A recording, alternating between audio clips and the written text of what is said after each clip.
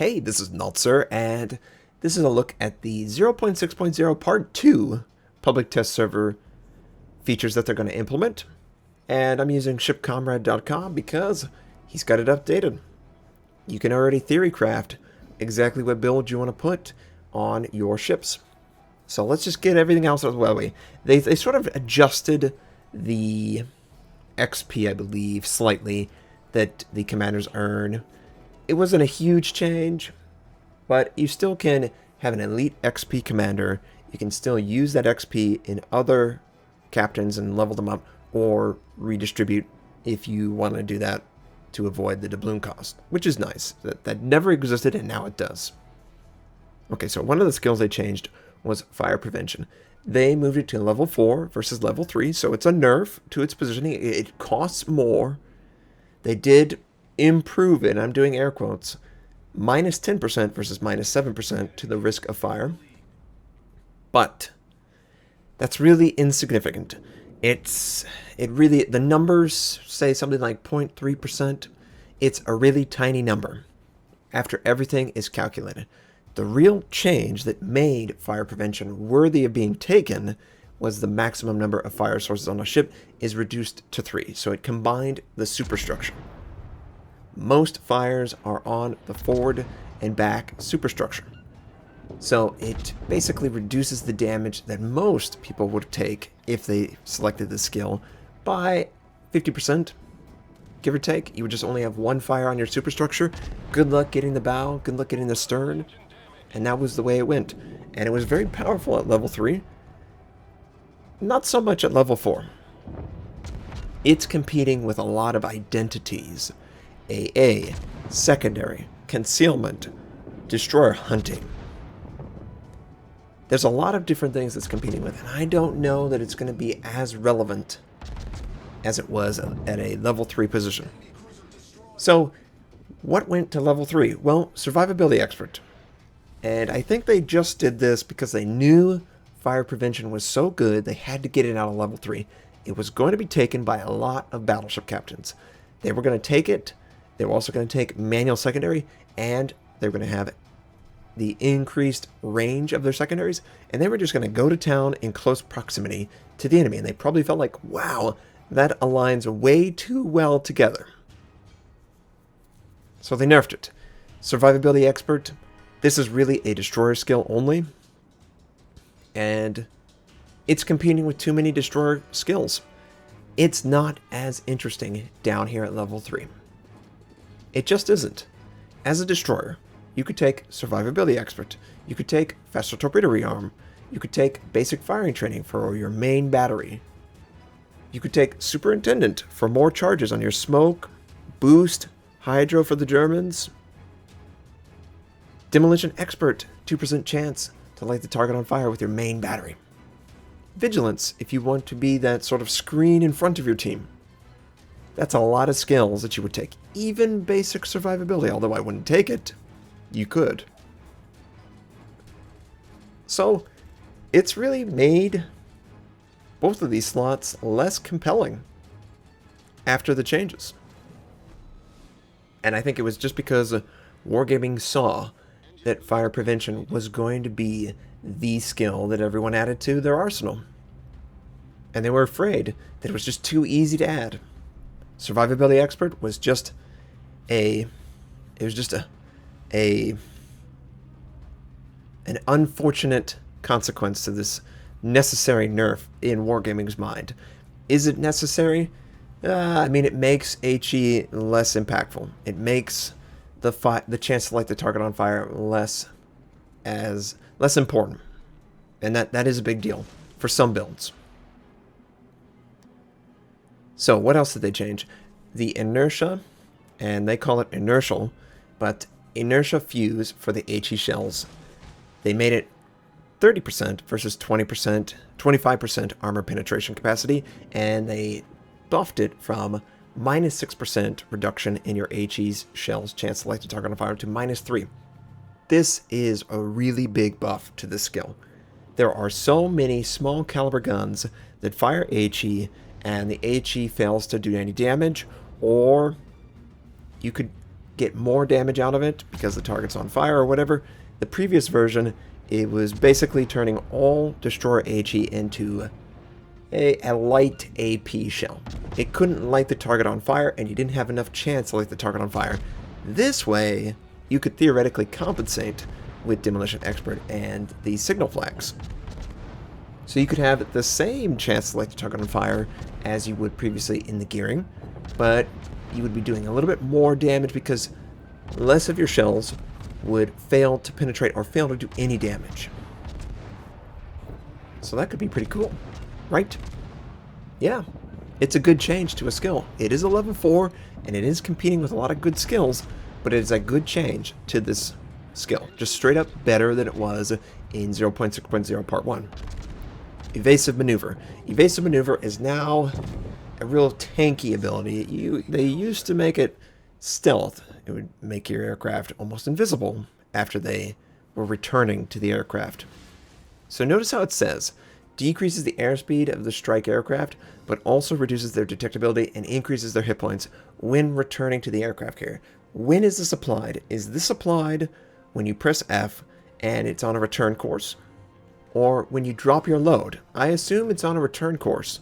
Does it do a check to see if it has no armament on the aircraft? Because you could sort of manipulate this. Let's say you spawn in the north, the enemy team spawns in the south. You send your aircraft to the southern side of whatever your target is, and you pull the aircraft through or towards the target with the boosted hit points by pressing F. It's a very specific scenario, but if that's how they've got it programmed, you could make use of the extra hit point when you're getting close to the target and then swap to, obviously, a manual drop to do your bidding against the enemy. If it requires that you have no armament, well then it's just more hit points. It's good when the enemy is probably concentrated, trying to deny you an escape path, but other than that, it's slowing the aircraft, it's making them more visible. So you're not gaining from the airspeed that you would when you have no armament on the aircraft. It's significant. It's very hard to catch an aircraft after they've dropped their torpedoes or their bombs. So, Adrenaline Rush. They buffed it. They doubled the effectiveness. It went from 0.1% to 0.2%. This is intriguing to me. This could be a very interesting destroyer skill. Maybe not a cruiser, because a cruiser is very volatile. They go up, they go down, they go up, they go down, or they're dead. But I think there is a potential for the destroyer and the battleship. The reason the battleship, it has the most hit points, it should take, theoretically, the longest time to kill. And the destroyer, because it could hide. It could stay at 50%, 25% for a very extended period of time and benefit from the faster rearm on torpedoes, main battery, hide. That could be a very significant change to Adrenaline Rush and bring it into potentially being selected.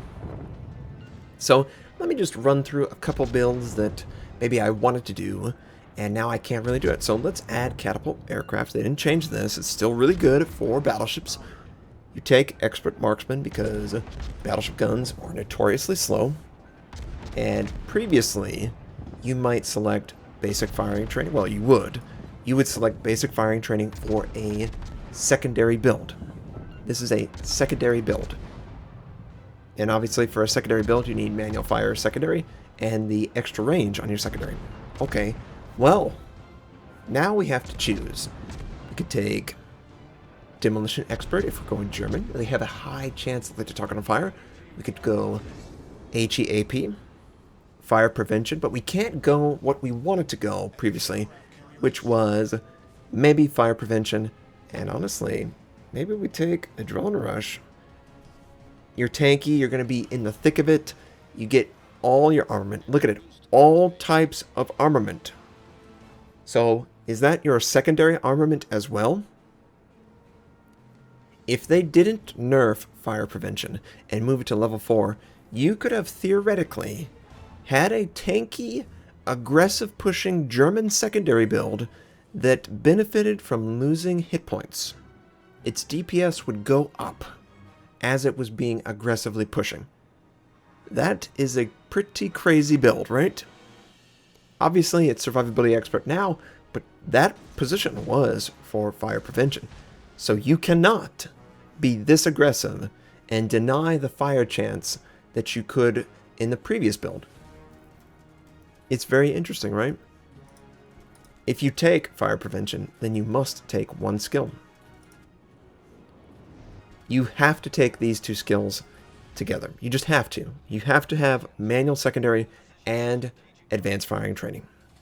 They go too well together. Maybe that's the real problem here, is that these two skills they have to be together.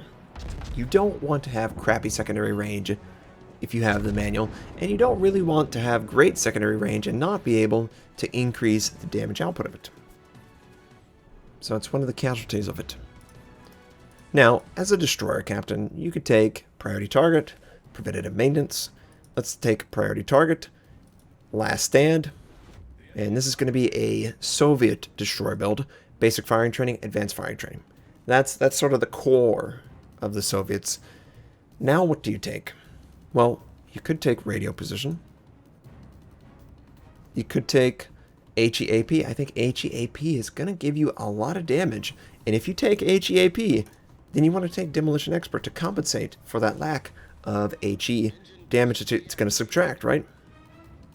Well, now I only have 2 points. Maybe Adrenaline Rush.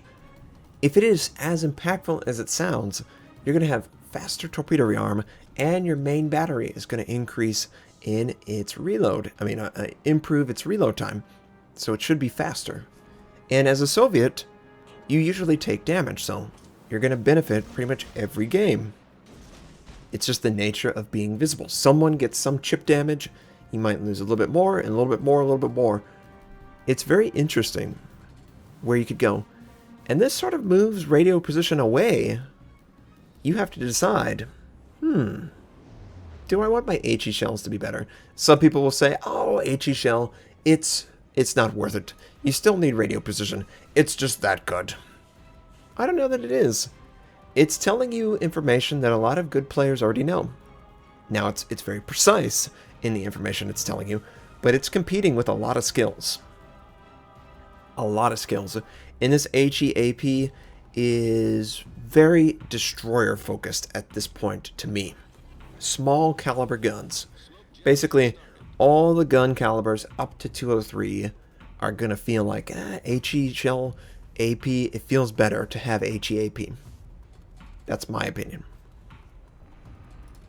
So, interesting changes. We will look into it. I will be testing this. Let me know what you think by the changes. Am I incorrect in saying that this is just straight up a nerf to fire prevention and builds such as the secondary build? The movement of survivability expert really doesn't add anything because the target audience, the destroyer, already has too many skills to select from. Level 3 is just too good. There's too many things at level 3 that you want. And I'm really intrigued by Adrenaline Rush. I don't know that I'm on board 100%, but I'm very intrigued by Adrenaline Rush. I think that the weakest, and I think the weakest by far to me, is the level 2. The level 2 just feels like, not very good. Except for very specific ships. Not very good. Not very good. And the smoke screen's larger, so more ships could get in it, but if I'm using it for me or one other person, it doesn't really add a lot. You know, it's okay. Last Stand, of course, is great, but as a destroyer, this is a very tier. So, we'll see. We'll see. I will be streaming later today. I will be playing this and the Graf Spee. We'll work on the Santa Convoy stuff, and we'll check out some of this. I hope you'll join me. I hope this was interesting. I am very interested in your opinion of the changes. Let me know. Please tell me in the comments what you think. And I will catch you guys next time.